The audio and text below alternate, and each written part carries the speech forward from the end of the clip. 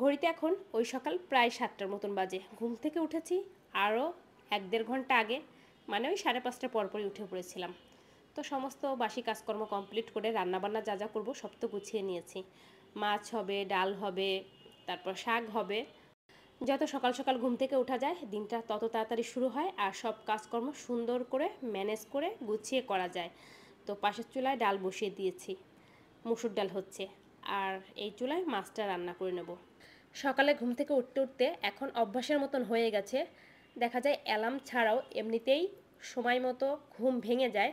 ঘুমাতে চাইলেও আর ঘুম আসে না, উঠে পড়ি। ছুটির দিনগুলোতেও ভাবি যে একটু বেশি টাইম ঘুমাবো, তা আর হয় না। অনেক দিন পর দেখলাম কবুতরটা আসলো। আগে তো সকাল হলে যখন আমি কিচেনে আসতাম সাথে সাথে কবুতর আসতো, তাও একটা না বেশ কয়েকটা, খাবারের খোঁজে। মাঝে মধ্যে চালও দিতাম। তো অনেক দিন পরে আসলো, অনেক দিন পরে তার দেখা পেলাম। তো ডালটা সোমবার দেবো। এইখানে হলো একটু জিরা ফোড়ন দিয়েছিলাম আর পেঁয়াজ রসুন।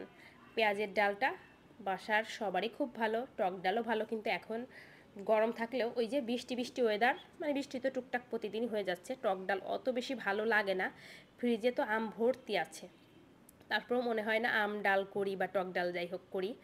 মাছটা ভাজা হয়ে গেছে, তুলে নেব। হালকা একটু লেগেও গিয়েছিল। যাই হোক, কই মাছগুলো খেতে বেশ ভালো ছিল, একদিন রান্না করেছিলাম, আর এই যে বাকিগুলো আজকে রান্না করছি। তো তেল দিয়ে দিলাম সামান্য একটু জিরা ফোড়ন, আর এখন দিয়ে দিলাম আলুটা। কাঁচামরিচ দিয়েই রান্নাটা করব, একটু হলুদ লবণ দিয়ে ভেজে নেব, আর একটু মশলা বলতে শুধু জিরার গুঁড়া অ্যাড করব। পাশের চুলায় ডালটা খুব ভালো করে জাল করে নিচ্ছি। ডাল আসলে যত ভালো করে জাল করা যাবে খেতে কিন্তু তত ভালো লাগবে। রান্না বান্না করতে আরও কিছু গুছিয়ে নিলাম। তো গতকালই ভেবে রেখেছিলাম যদি সময় পাই তাহলে করব আলু পরোটা, কারণ সকালবেলা এই টাইমটা এত ব্যস্ত থাকি, অন্য কিছু করতে গেলে দেরি হয়ে যায়। তো আটাটা মেখে রাখছি, এখানে আলু পরোটা করার জন্য আলুর পুরটাও রেডি। এখন বেলে নেব। আর এইদিকে শাক বসিয়ে দিয়েছি, কলমির শাক, মানে এই আইটেম রান্না হলেই রান্না আমার হয়ে যায়। তারপর পরোটাগুলো এখনই বেলে নেব, আস্তে আস্তে শাকটা হোক। 8টাও বাজে, রান্না বান্না হয়ে যাবে।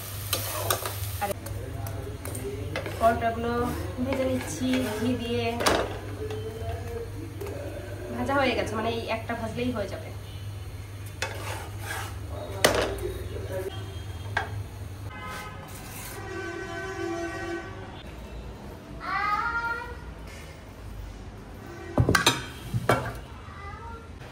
খাবার দাবার রেডি, টেবিলে নিয়ে আসছি।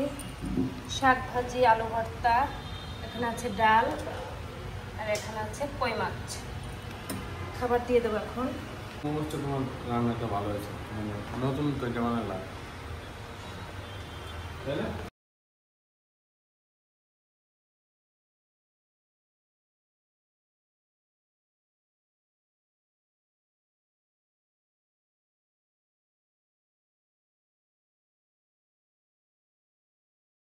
চায়ের জল বসিয়ে দিয়েছিলাম আদা লবঙ্গ গোলমরিচ দিয়ে, গরম। তারপরে চা খাচ্ছি। ওই যে কাশি ঠিক হয় না, কাশি আবার শুরু হয়ে গেছে, মানে খুশখুশানি কাশি।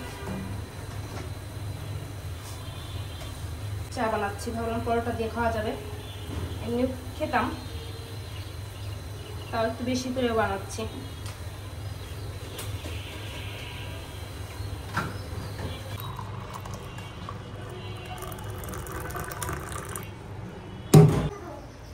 ছোট মানুষকে চা খায় নাকি?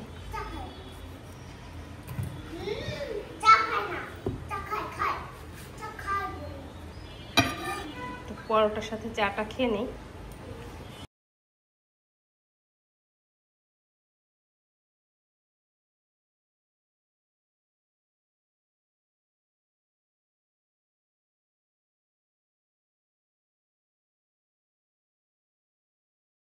এটা হলো বেশ কয়েকদিন আনা হয়েছে আদা রসুন, ভাবছি একবার সিলে পেস্ট করে রেখে দেবো, কিন্তু করাই হচ্ছিল না। এখন নিয়ে বসেছি, অবশ্য কাটা প্রায় শেষের কথাই, যে এতটুকু করলেই হয়ে যাবে। 250 গ্রাম আদা, 250 গ্রাম রসুন, আমার অনেক দিনই চলে যায়, কারণ সব রান্নায় তো আর আদা রসুনের পেস্ট ব্যবহার করি না।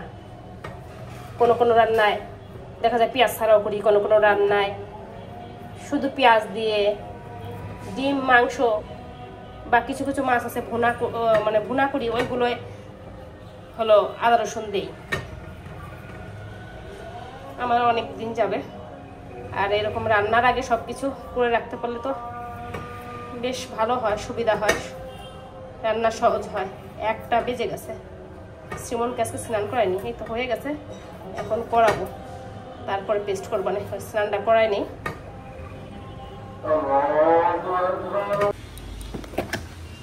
হয়ে গেছে, আদা রসুন পেস্ট করা অনেকটা হয়েছে, এই যে হয়ে যাবে অনেক দিন। ফ্রিজে রেখে দেবো, ডিপ ফ্রিজে। আর এখানে একটু আম কেটে দিলাম শ্রীমন শোনার জন্য, সে গিয়েছে স্নান করতে। স্নান করতে গেলে তো উঠতেই চায় না, স্নান করে এসে খাইয়ে দেবো।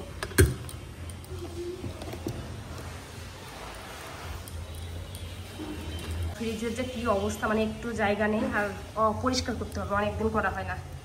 আম টাম সব কিছু দিয়ে একদম ভরপুর পরিষ্কার একদম। মাছ মাংস কম আছে, অন্যান্য জিনিসপত্র বেশি আছে ফ্রিজে। তো অনেকটা দেরি হয়ে গিয়েছিল, ওই প্রায় 7:30টার মতন রাত বেজে গিয়েছিল।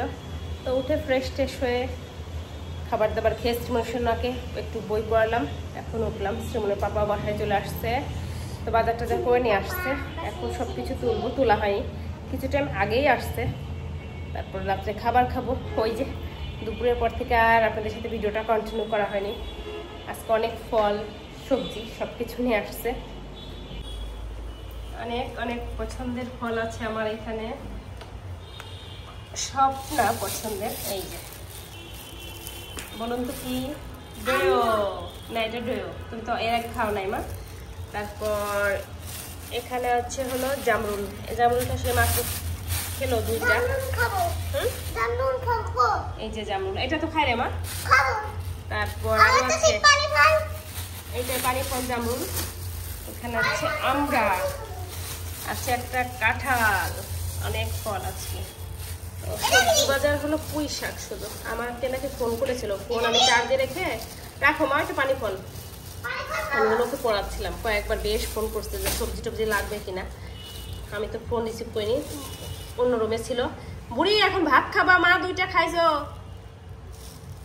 পুঁই শাকটা কেটে রাখতে হবে, আছে চাউল। এই তো এই হলো বাজার, খুব খুশি হয়েছি এই ফলটা পেয়ে। ইস কি যে পছন্দ, কার কার এই ফলটা পছন্দ অবশ্যই কিন্তু জানাবেন। খাওয়া দাওয়া কমপ্লিট করে এখন কাঁঠাল নিয়ে বসেছি, কাঁঠাল খাবো। কাঁঠাল ভেঙেও রেখে দেবো, মানে যে কয়েকটা খাবো আর বাকিগুলো বক্সে করে ফ্রিজে রেখে দেবো। এমনি থাকলে দেখা যায় পিঁপড়া টিপড়া থাকে বা ভালো লাগে না, গন্ধ থাকে, গন্ধে কাঁঠালের গন্ধে একদম মাছি রুম থেকে যায় না। এটা দিয়ে হলো 2য় কাঁঠাল, এটাই বেশি কষ আঠা বেশি, আঠার থেকে মনে হচ্ছে যে মানে এই চারপাশে এইসব বেশি। খাও মামালি, খাও একটা নিয়ে খাও। সে আবার একটু নরম হইলে খায় না, মানে একটু মাখা টাকা হইলে খায় না। খাও, তুমি নিয়ে খাও, টপটপ খাও, খাই বলো তো দেখো তো মিষ্টি আছে কিনা। মিষ্টি হয় নাই, তুমি খাও। এটা ইও কম হবে, কাঁঠালের রোয়া যাকে বলে, রোয়া কম হবে। বড় বড় তাই না? না মানে এইসব বেশি, এই যে এইসব এসবের নাম কি বলে কি জানি, শুকলা। শুকলা বেশি, ভালো করে না। খাও খাও।